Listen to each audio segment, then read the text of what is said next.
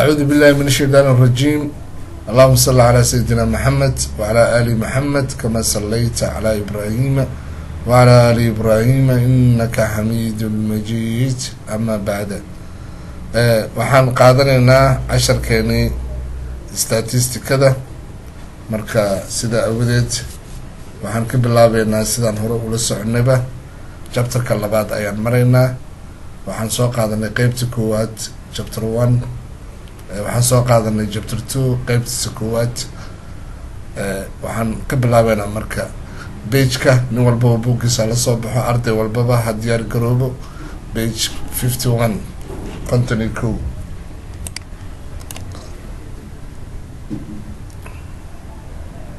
Page content cool. Okay, well done. Page content cool. Okay. Page content cool. aan yareyno zoom aan ku sameyno waan weyneynay. Page content cool. Page content cool. Okay.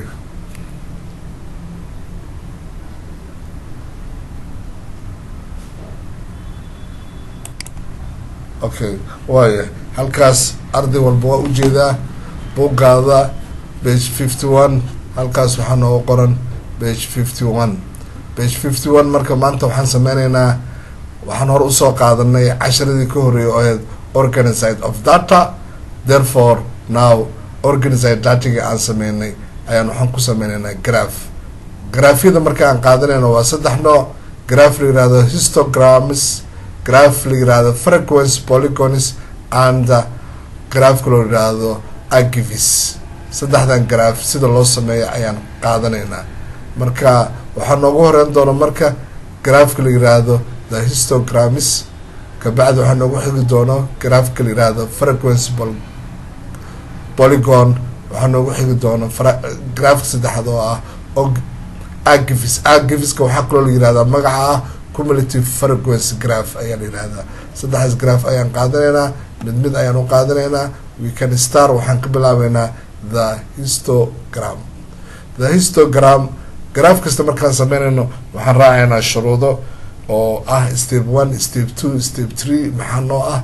sidaa aawadeed shuruudahaas ayaan ku dhaqi doonaa graphyada annaga aan sameynayno. examplekan marka aan qaadano, examplekan nin walba waa la soo baxo. example halkan nooga qoran. examplekan example 2.4 macnaheedu waxaa waaye examplekan chapterka labaad examplekiisii afraad 2 and 4. marka aqrinaysid 2daas representative chapter 2, 4kaas example 4. waxaan fiirinaynaa waxaa yidhahda marka record height temperatures. waxaan record gareynay height herkulka ayaan waxaan ku sameynay dati. marka intaan fiirino marka waxaa lagu yiri construct, waxaan rabnaa inaan dhisno histogram to represent the data show for the record high temperature for the each of the 50 states. waa kala marka 50 states halkaas ay noo qoran yihiin. frequency-geena hadhow markaan xisaabino waa inay noqotaa 50, 2 and 8, 18, 13, 7, 1, 1. waxay noo noqonaysaa maxay ahayd 50 states. step 1 marka maxaan sameyneynaa marka step 1 waxaan sawireynaa graafka ayaan sawireynaa. graafka markaan sawirno waxaan u kala qaadaynaa x axis iyo waxaan u kala qaadaynaa y axis. mid walba waxay u taagneed waa la yaqaanaa. x axis waxay ahayd horizontal side, y axisna waxay ahayd vertical axis. kabacdi waxaan ku muujinaynaa datigaas oo aan u kala qaadayno 2 qeybood. glass boundarieska horaa usoo sharxnay. boundaries waxay ahaayeen glass boundarieska iyo waxaan u kala qaadaynaa frequency-ga. graafkan aan dhisno, aan sameyno, kadibna aan aadno sabuurada xaggeeda. well done. waayahay marka maxaa lalahay datiga aan haysano marka muxuu noo ahaa. waxaan anaga aan sameynayno waxa la yiraahdo height. waxaan sameynayno waxa la yiraahdo, waxaan qaadana waxa la yiraahdo height height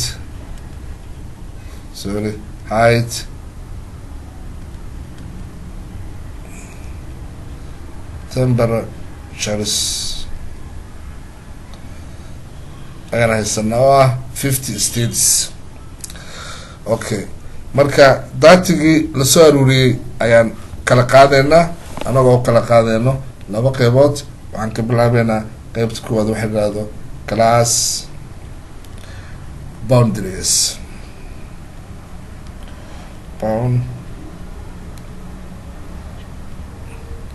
class boundaries. qeybta labaad waxaan qaadeynaa frequency.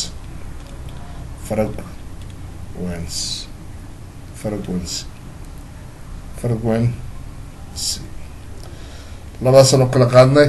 class boundary-gaan haysano muxuu nooyahay marka horaan usoo sheegnay. class boundary-ga waxaan haysanaa marka 99 datigan waa soo dhisnay 99.5 up to 104.5 104.5. datiga noogu xiga wuxuu noqonaa 104.5 up to 109.5. datiga noogu xiga wuxuu noqonaa 109.5 up to 114.5. datiga noogu xiga wuxuu noqonaa 114.5 up to 119.5. waxaa noogu xiga datiga ah 119.5 up to 124.5. kor hadaan u yara qaadno in yar waxaa noogu sii xigayo datiga ah 124.5 up to 129.5. the last aan haysano waa 129.5 up to 134.5. frequency-ga mid walba aan haysano waxaa waaye that is 2.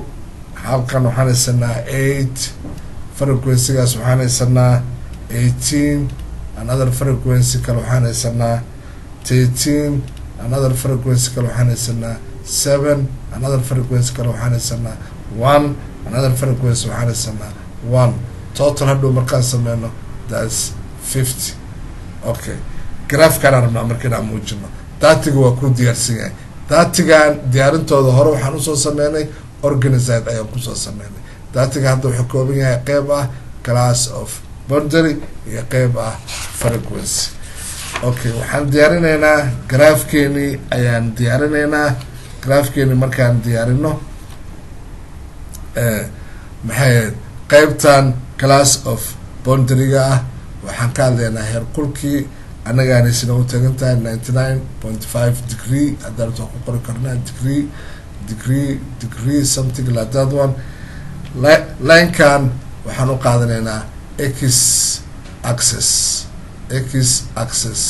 linekan kaleetana frequency-gana waxaan u qaadanaynaa iyadna y axis ama side-ka ah vertical side. kan waxaan u qaadanaynaa horizontal side. graafkeena aan sawirno warqadda aan kor u qaadano kor u qaad graaf cusub aan lasoo baxno.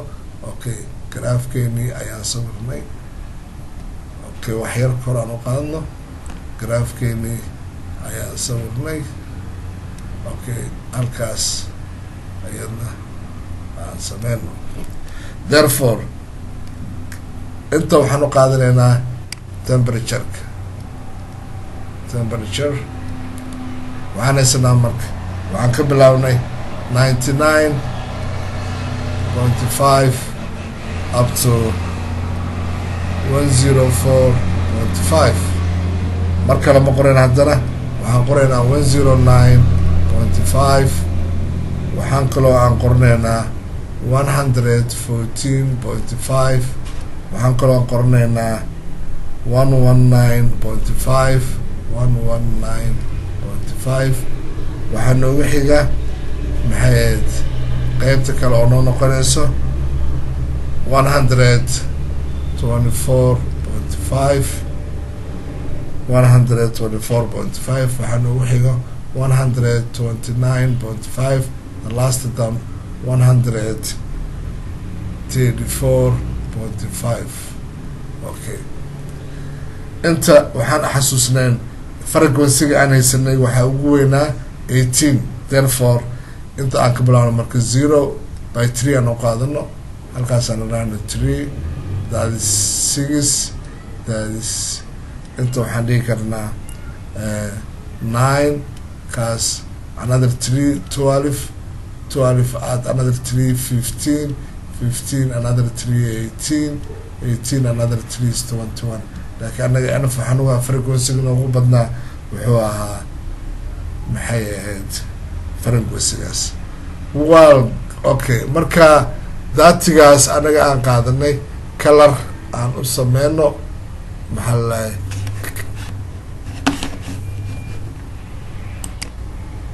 colors aan u sameyno waxaan ka bilaabna marka daatigii noo ahaa 0 nin walba book ku haystaa 99.5 up to wuxuuna ahaa frequency-gan kuwaad wuxuu ahaa 2 therefore waxaan soconaynaa ilaa 2 okay halkaas 3 haddee tahay 2 waxay noo tahay ilaa halkaas 2 marka waxaan ka bilaabeynaa 99 ilaa halkaas waxay noo tahay 2 okay marka colorkaas ayaan marsanay ilaa halkaas waxay noo tahay 2 well done waxaan ku xijinaynaa marka qaybta kale oo noo bilaabmayso waxaan haysanaa in 8 therefore 8 waxay noo noqon kartaa 9 hoosteeda 8 up to here aan dhinaahno colorka aan bedelano maxay aan sameyno marka up to 8 graafkan aan kor u qaadno up to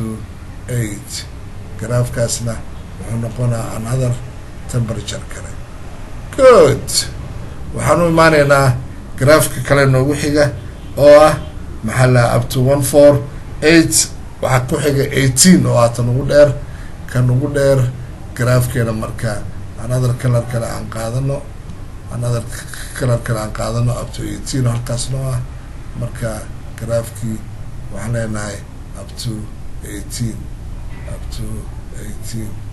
therefore halkaas waxaan haysanaa up to 18 graafka nooca kale kabacdi frequency-ga noogu xiga wuxuu ahaa 13 nearest halkaasay noqonaysaa 13 oo aynu halkaas macnaha kii hore waxaan haysanaa 18 ilaa halkaasu noo ahaa 13 something like that one graafkeena marka colorka aan qaadano waxaan soconaynaa marka 13keena up to 119.5 wuxuu noqonaa marka 13 aan kasoo qaadno 13 waynu halkaas colorkii maanan bedelin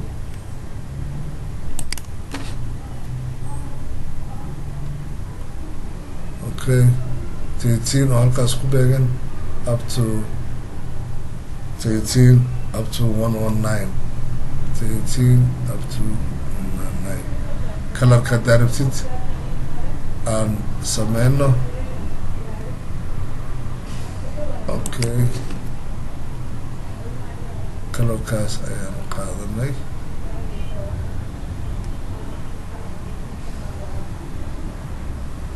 sorry what is that 13 waa kan ayuu ahaa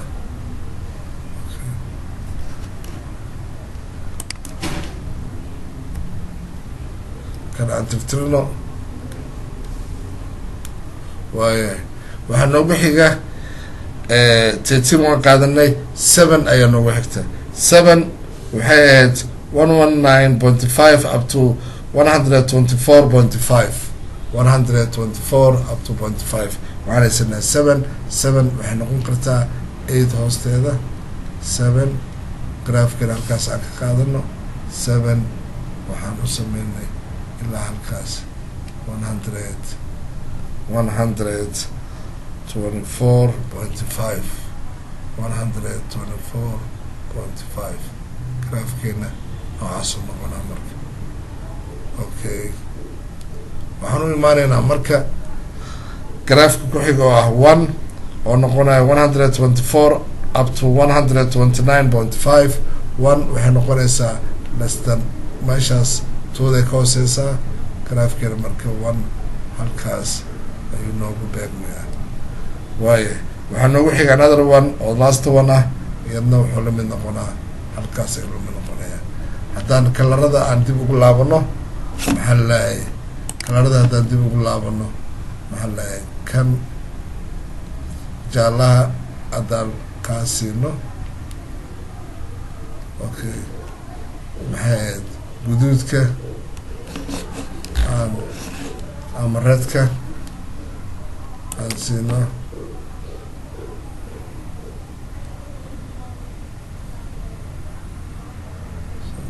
that one others informal waa taas marka okay graafkan marka inta noo yaalo maxaan ku magacaabeynaa marka wuxuu noo yahay record sidana loo sheegay record height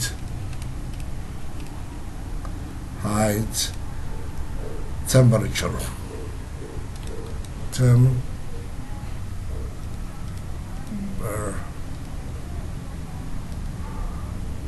graafkeena waa kaa maxay ahayd levelada aan macnaha halkaas maxay noo ahayd frequency dhankaas leenkaas oo dhan wuxuu noo sheegaa frequency-ga kana wuxuu noo sheegaa class boundary-ga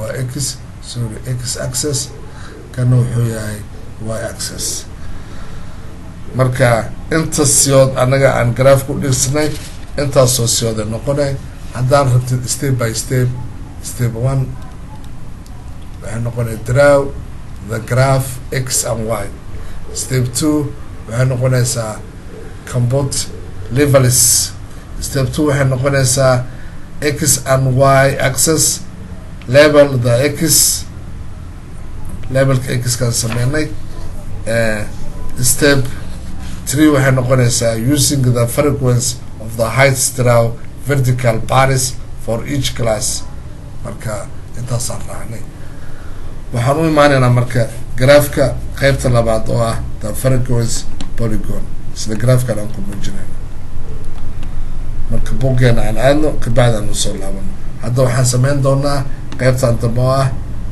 the frequency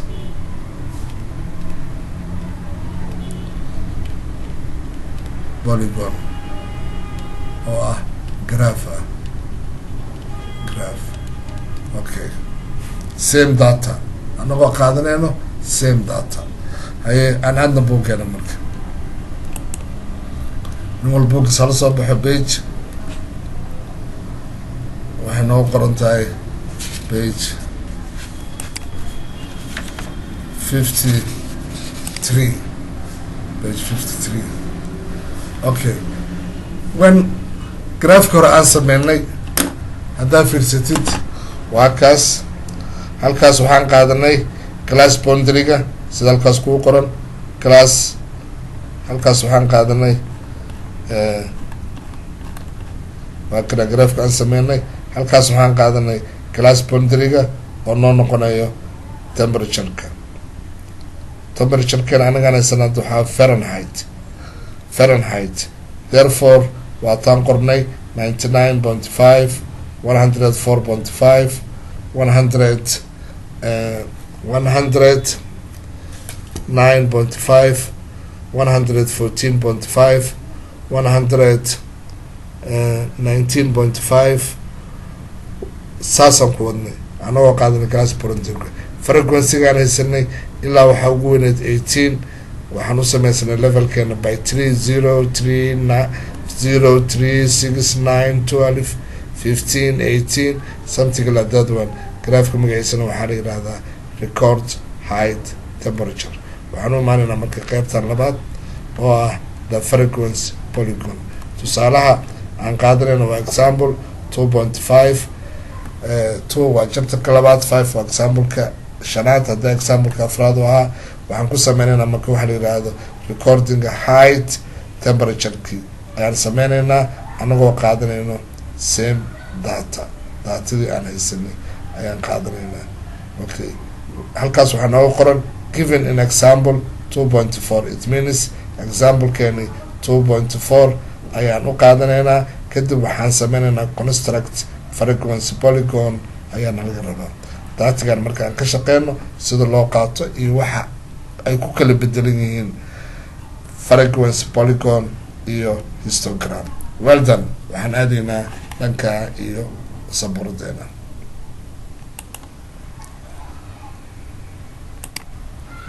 page cusub aan la soo baxno. maasha allah, hadda waxa aan baranaynaa wax la yiraahdo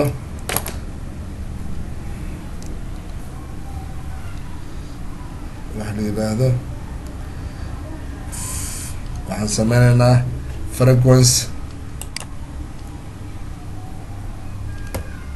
frequency polygon. that's why frequency polygon-kan anaga aan qaadanayno waxaan u baahannahay marka 3 qeybood. awalka hore waxaan haysanay wax la yiraahdo class boundary, aan soo gaabano class boundary. waxaan haysanay wax la yiraahdo frequency. markaan ka shaqeynayno histogramka class boundary halkaas waxaan haysanay 99.5 up to 99.5 up to 100.5. waxaan ka bilaabana 100.5 up to 109.5. 109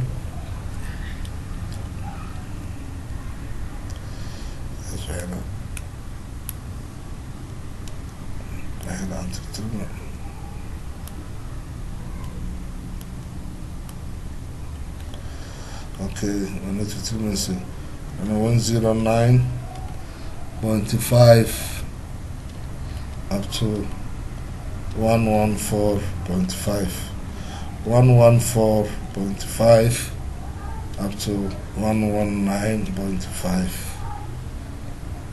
119.5 up to 124.5. 124.5 up to 129.5. waxaa noogu xiga 129.5 up to 134.5. 5 ayaa u dhexeeya at 5 classkan waa 5.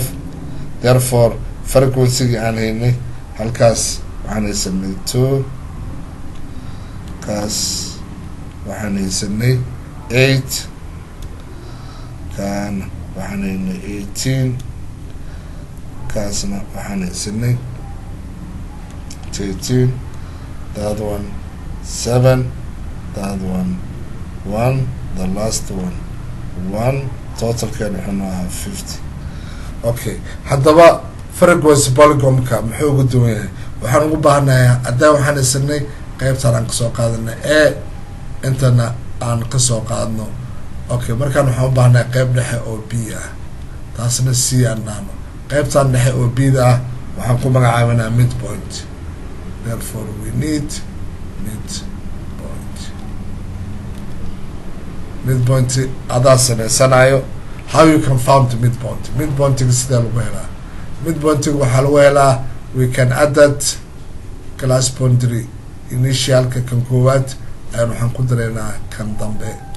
it means kaas koowaad ayaan waxaan ku dareynaa kan labaad, labaan u qeybineynaa. macnaheedu waxaa waaye anagoo niri 99.5 at 104.5 divided by 2. therefore midpointigan wuxuu noqonaa 102. okay, arday walba marka intaan adig kasii shaqee kan ku xiga muxuu noqonaa marka? wuxuu noqonaa محل 104.5 plus 109.5 divided by 2 waxaan helaynaa midpointigeena 107. class boundarygeena waxaan sheegnay inuu ahaa classkeena 5. easy way oo kale aad ku fahmi kartid 102 at 5 maxay ku noqonaysaa 107. 107 at 5 haddaan ku darna maxay noqonaysaa 112. 112 at 5 maxay noo noqon kartaa 112 at 5 haddaan ku darna maxay noo noqonaya 117. 117 at 5 haddaan sameyna maxay noqonaya haddana 122 waa middle pointigi. 122 at 5 haddaan ku sameyno maxay noo noqonaysaa 127. therefore the last one waxay noo noqonaysaa 132. it means kaas oo beginninga ah iyo upperkeena oo kaas ah we can add it divided by 2 we can found 132. habka kale oad ku fahanteen waxaa waaye waxaad ogtahay class boundaryga inuu u dhexeeyo 5 inuu udhexeeyo. okay kan marka aan rabnaa inaan graph ku sameyno. graphka always waxaan qaadanaynaa laba qeybood. qeybtan oo hadda midpointiga ah iyo waxaan isticmaalaynaa qeybtan frequency-ga ah. okay qeybta frequency-ga ah always waxaan ka dhiganaa y access oo verticalkaada. qeybtan midpointigana waxaan ka dhigaynaa x access or horizontalkaada. graphkeena aan dhisno aan sawirno daatigaas aan ku muujino therefore we can found it graphka la yidhaahdo polygon ayaan helaynaa marka. well done. graphkeena markaan sawirno pageka cusub hadday waa kanaan ka fikirno graphkeena saas u sawirnay halkaas ayaan waxaan geysanay warqadeeni. therefore inta waxaan ku qornaynaa marka temperatureka ama glass boundary-ga. halkaas verticalka ah waxaan ku qornaynaa y accesska waxaan ku qornaynaa frequency-geena oo 18 ugu sameeyo. okay middle pointiga marka waxaan isticmaalaynaa midpoint hoostaas waxaan isticmaalaynaa midpoint.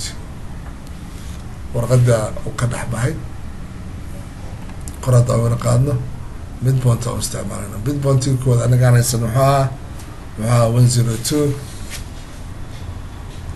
oo kuu sheegay always waxaan leeyahay at 5 waxaa noogu xigaayo at 5 107 at 5 112 at 5 117 at 5 122 at 5 127 at 5 132.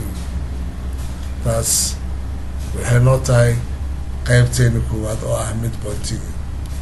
inta waxaan qaadanay sidaan hore u sheegnaba frequency-ga waxaan ka bilaabnay 0 halkaas noo ah. therefore halkaas waxaan sanaa 0 by 3 aan qaadanay 3 another 3 6 another 3 9 another 3 12 another 3 15 another 3 18 if you like another 3 is 21. frequency-ga halkaas waa. graphka waan xasuusanaa 102 maxaan haysanay marka waxaan haysanay graphkan halkaas ka soo bilaabmay 0 waxaan haysanay 2 waxaanoo 2 therefore 102 meesha aan haysano waa 2.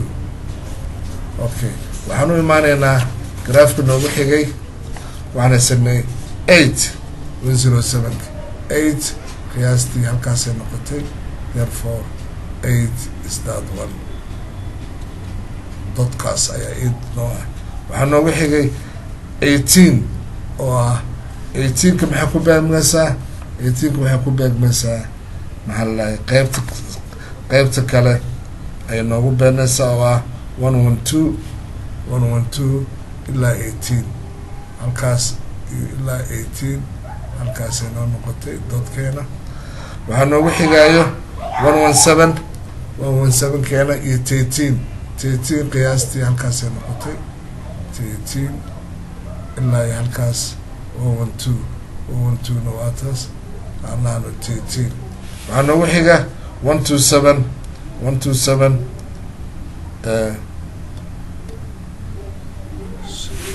sorry 122 waxaana dheesaa 117 ayaan waxaanaysanaa 117 ayaan waxaanaysanaa 13 aan mar kale aan sawirno ama aan tirno graafka aan tirno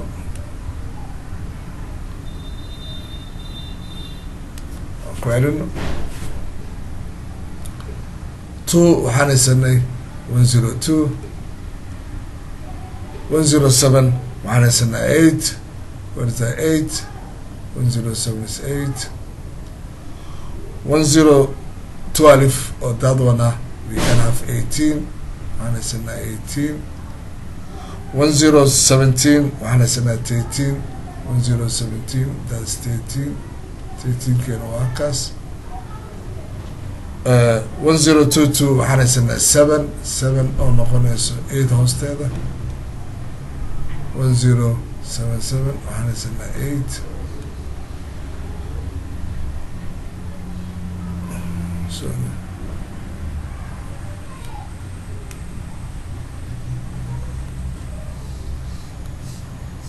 iska tirtirkaas 117 ayaan haysanay 18 13 112 waxaan haysanaa 7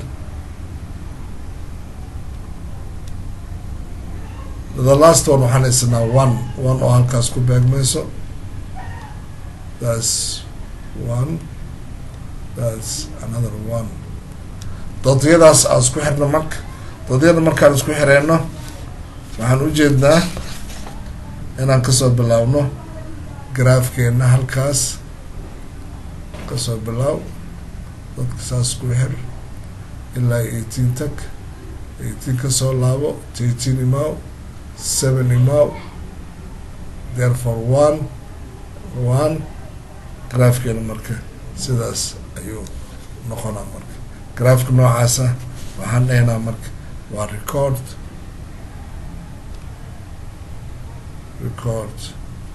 height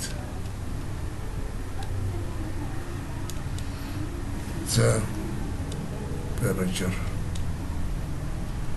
saasaan u sameynay record height temperature graafka noocaana maxaa lagu magacaabaa waxaa lagu magacaabaa the frequency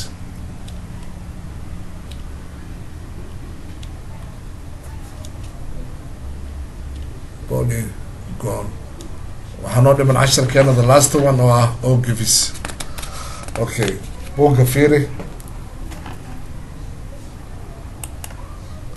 you know what halkaas waad waxaan ka hadleynay frequency polygon daatigaan haysana waa kaas waxaan sameynay midpoint waxaan haysanaa 102 waxay ka timid 99.5 at 104.5 divided by 2 therefore 102 next one 104.5 plus 109.5 divided by 2 we can found the 107 kan koowaad hadday heshid waa 102 aadna ogtahay galaaskaad inuu yahay 5 we can get always at 5 105 at 5 107 at 5 1112 at 5 117 at 5 122 at 5 127 the last one at 5 132 ama waxaad ku heli kartaa 129.5 at 134.5 divided by 2 is the same answer frequency-giina waa kaas markaa midpointiga aan helnay kan waa ka maaranay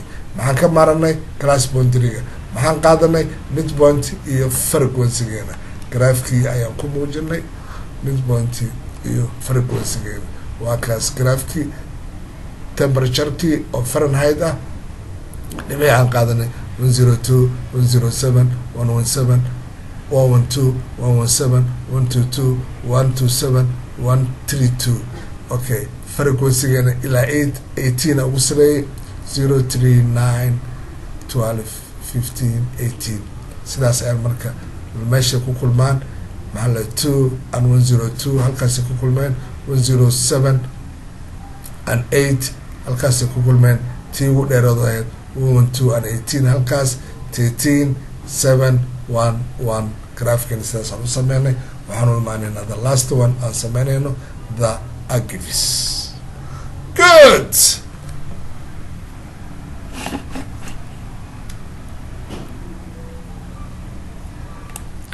okay waxaan bilaabeynaa marka qaybtan oo ah the agavis ama agavis waxaan kaloo ku sheegnay magaca kaloo ku sheegnay waxaa waaye cumulative frequency cumulative frequency-gan magacaasaa loo yaqaanaa ardada marka waa inay taqaanaa cumulative-ka sida loo sameeyo dugsi sare waa kusoo qaadateen waxaa waa we can added for frequency-gii aan suuka geynay ayaa waxaa soo baxayso cumulative frequency remember the last one muxuu nahaa 50 waa ujeedaa 50 gaas oo lasoo gegeeyay waay hal arin ayaa jirta oo ah class boundary-ga oo some students they are confused waxay ku qaadaan confuse marka wixii oo aan isu geyno waay less than 99.5 wax frequency oo aan haysan ma jirto waa 0 therefore waxay ka bilaabmay 2 at 8 waxay noqotay 10 frequency-guna wixii waxaa 18 at 10 28 frequency-guna wixii waxaa 13 at 28 41 frequency wixii waxaa 7 41 at 7 48 at 1 49 at 150 marka saborteena aad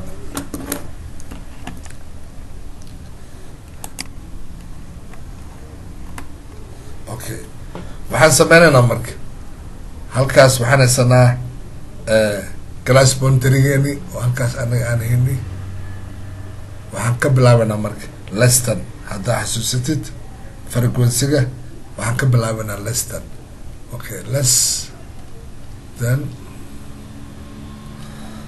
99.5 saas ku soco marka less than 104.5 less than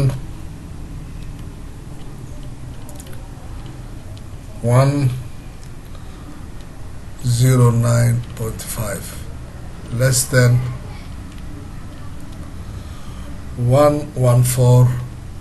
114.5 less than macnana 119.5 less than 124.5 less than 129.5 for the last one less than 134.5 okay marka waxaan sameynaynaa oo nagu cusub wax la yidhaahdo cumulative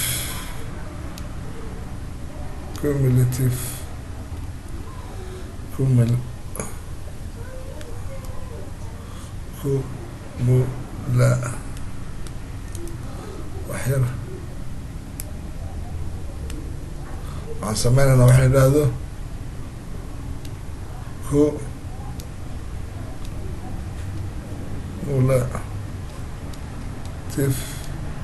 that's the frequency okay waxaan ognahay marka 99 haddaa waxaan haysanay 99.5 up to 104.5 therefore before 99 wax dati aan hayno male therefore that is 0 therefore waxaan halkaas waa 0 inta si aan idinku fahansiiyo inta aan qaadano maxaa la datida haddaa xasuusataan kan waxaan haysanay marka daatiyadii meel gaar inaan kuwa qoraroon daatiga aan haysanay wuxuu ahaa hadda xasuusta 2 frequency-geenii hore daatiga waxaa 2 8 18 13 7 1 1 intaasuu ahaa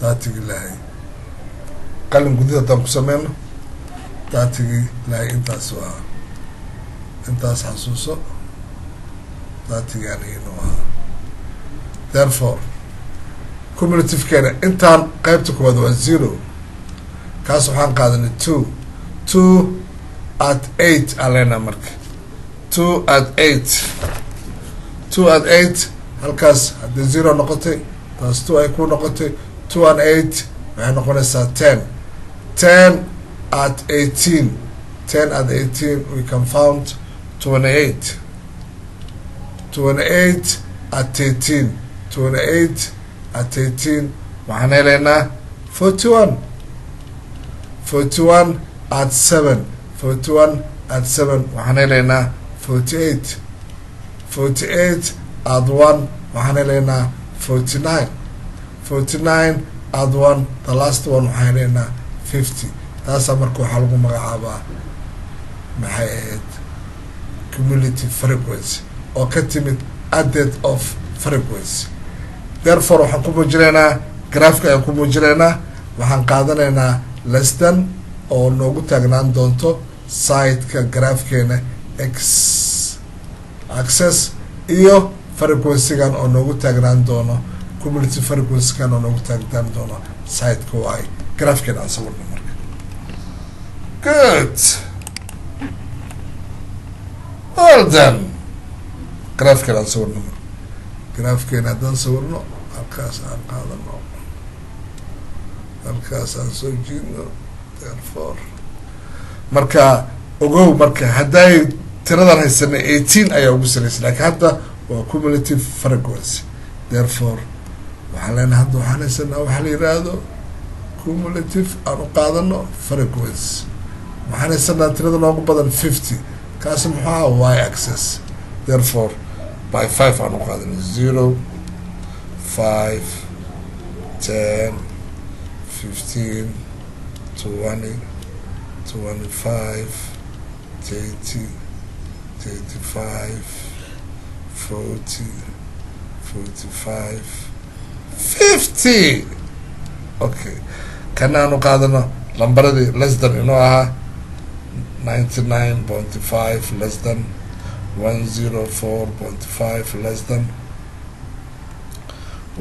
109.5 less than 114.5 less than waxaan marka 119.5 less than waxaan haysanaa 124.5 less than 129.5 less than the last one 132.5 less than okay marka kan before less than waxaan haysanaa marka 0 waxaan ka bilaabanaa marka kan less than kan wuxuu noo noqonaa marka 0 isagu dushka fuula okay marka kan maxaan haysanay 2 qaybtaasay noqon kartaa kan waxaan haysanay 2 maxaa nooga xigay haddaa xasuusataan 2 waxaa nooga xigay nin walba buugsa hor yaalo 2 waxaa nooga xigay 10 kaas waa markaan aada u geenay halkaas waxaa noqonaysaa 10 ama 09 10 maxaa noogu xigay markaan 18 u geenay maxay noqotay 28 nearly off halkaas waxaa noo noqotay 28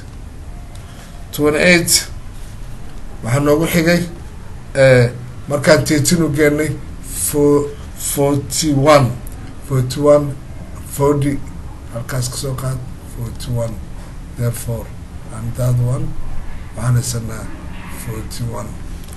41 waxaa noogu xigay 48 oo markaan 7 u geenay 48 waxay noqonaysaa 45 kor u qaad 48 halkaas ayaan geenay waa 48 okay waxaa noogu xigay 49 nearly off waxay noqotay 49 that's 49 the last one waxaan haysanaa 50 oo noo noqonayso graafkaada halkaas ilaa halkaas that's 50 okay graafkeena marka qaabkaas ayaan u sameyneynaa waxaa la yiraahdaa marka nooca graafka sidaas u sameysan ayaan ku magacaabeynaa marka cumulative frequencies ama ogfis labadaba therefore waa isku xirxiri karnaa boontiyada waxaan dhihi karnaa graafkeeni sidaas ayuu u socday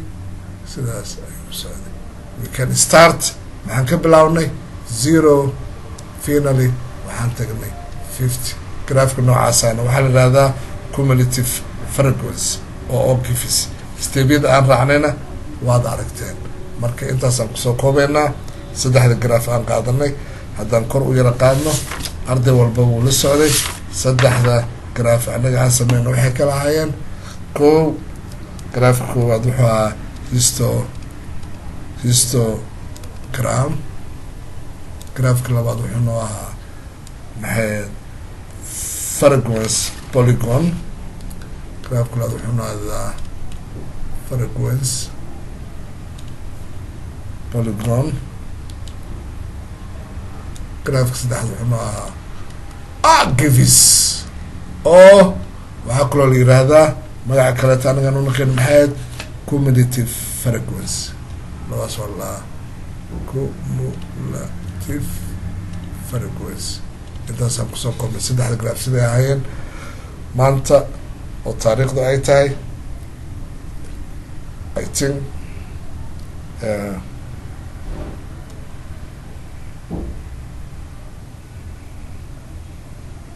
14